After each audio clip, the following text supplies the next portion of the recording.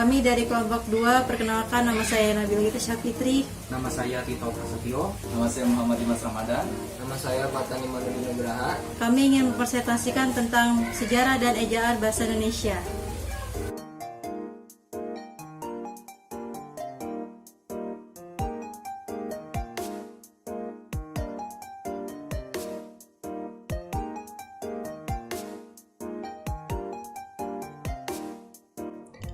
Sejarah bahasa untuk para ahli, yaitu dari Profesor Dr. Slamet Mulyana, lahir pada tanggal 21 Maret 1929, bahwa sejarah telah membantu penyebaran bahasa Melayu.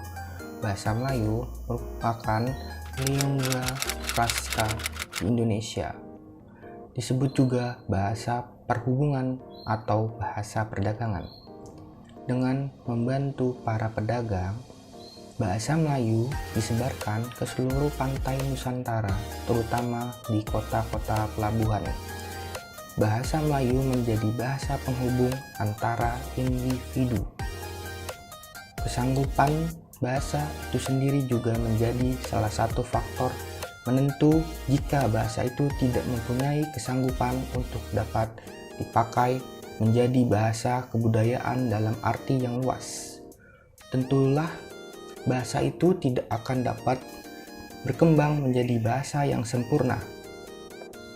Pada kenyataannya, dapat dibuktikan bahwa bahasa Indonesia adalah bahasa yang dapat dipakai untuk merumuskan pendapat secara tepat dan mengutarakan perasaan secara jelas.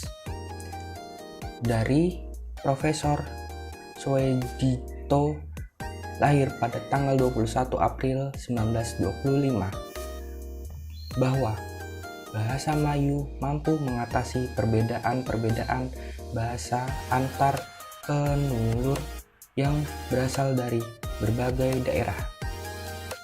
Dipilihnya bahasa Melayu menjadi bahasa persatuan tidak menimbulkan perasaan kalah terhadap golongan yang lebih kuat, dan tidak ada persaingan antar bahasa daerah.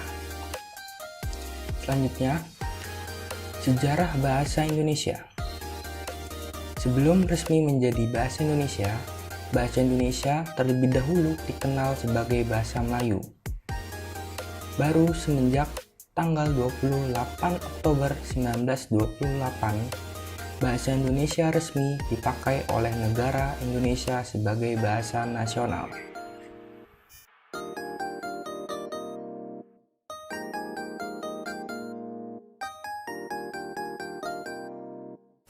Sejarah perkembangan bahasa Indonesia. 1. Lahirnya bahasa Indonesia. Sejarah kelahiran bahasa Indonesia bermula dari bahasa Melayu tua yang hingga kini masih dapat diselidiki sebagai peninggalan masa lampau Nusantara. Penelitian lanjut yang dilakukan para ahli bahkan menemukan bahwa bahasa Austronesia ini juga memiliki hubungan kekeluargaan dengan bahasa-bahasa lain yang dipergunakan di daratan Asia. Ketika bangsa Eropa pertama kali datang ke Indonesia, bahasa Melayu sudah memiliki kedudukan luar biasa di tengah-tengah masyarakat Nusantara. 3 Veta yang mengikuti perjalanan Magellan mengelilingi dunia menuliskan kata-kata Melayu ketika kapalnya berlabuh di Tidore pada tahun 1521. Yang kedua, peresmian bahasa Indonesia sebagai bahasa nasional.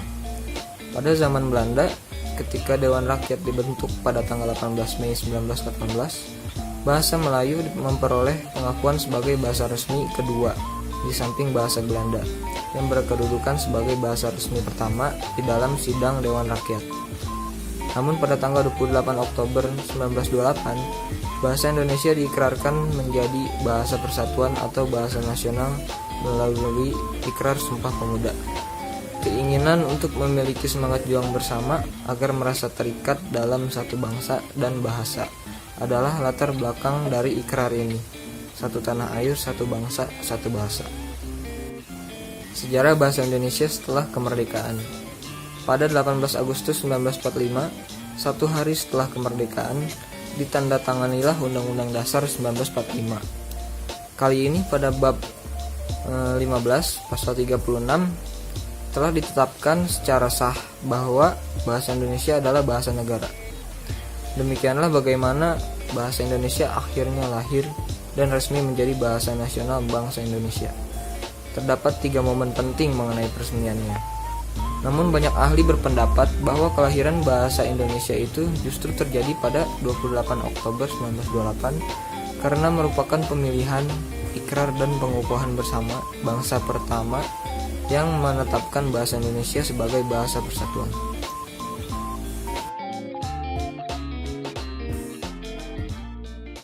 Menurut para ahli sejarah ejaan bahasa, Van of Huijsen, ejaan ini ditetapkan pada tahun 1901, yaitu ejaan bahasa Melayu dengan huruf Latin.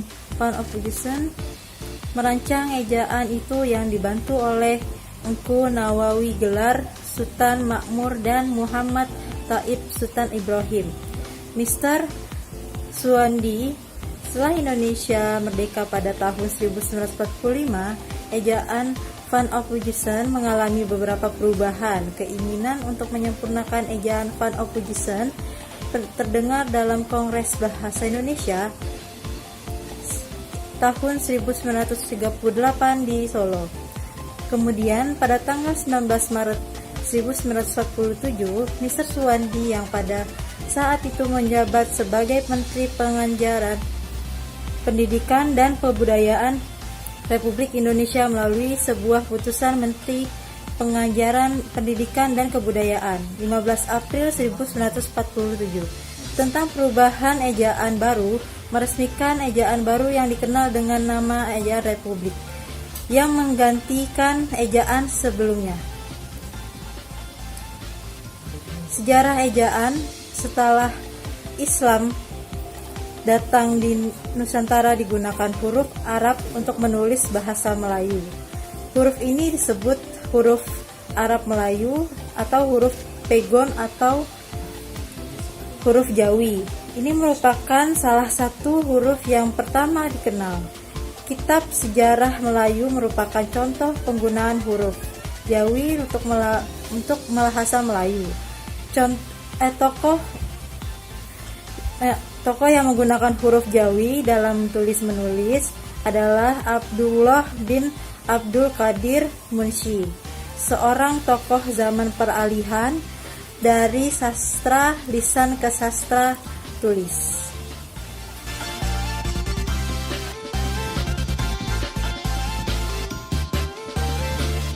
Oke, berikutnya pengertian ejaan. Ejaan ialah penggambaran bunyi bahasa dengan kaidah tulis-menulis yang distandarisasikan. Lazimnya, ejaan mempunyai 3 aspek, yaitu yang pertama, aspek fonologis, yang menyangkut penggambaran fonem dengan huruf dan penyusunan abjad. Yang kedua adalah aspek morfologi, yang menyangkut penggambaran satuan-satuan morfemis. Yang ketiga adalah aspek sintaksis, yang menyangkut penanda, ujaran, tanda baca. Berikutnya adalah ruang lingkup dan pencakupan EYD. Yang pertama, pemakaian huruf membicarakan bagian-bagian dasar dalam suatu bahasa, yaitu abjad, vokal, konsonan, pemenggalan, dan nama diri. Yang kedua adalah penulisan huruf membicarakan bagaimana penulisan huruf kapital dan huruf miring. Dan yang ketiga, penulisan kata membicarakan bidang morfologi dengan segala bentuk dan jenisnya, berupa kata berdasar, kata turunan, kata ulang, kata gabungan, kata ganti seperti kau, ku, mu, dan nya. Kata depan seperti di, ke, dan dari. Kata sandang, si, dan sang. Partikel, singkatan, dan akronim, dan angka sekaligus lambang bilangan. Yang keempat, penulisan unsur serapan membicarakan kaidah cara penulisan unsur serapan, terutama kosakata yang berasal dari bahasa asing. Yang kelima, pemakaian tanda baca. Membicarakan teknik penerapan ke-15 tanda baca dalam penulisan dengan kaidah.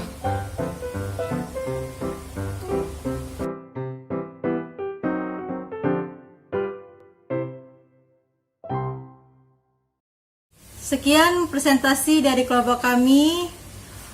Apabila ada kekurangan, mohon dimaafkan. Wassalamualaikum warahmatullahi wabarakatuh.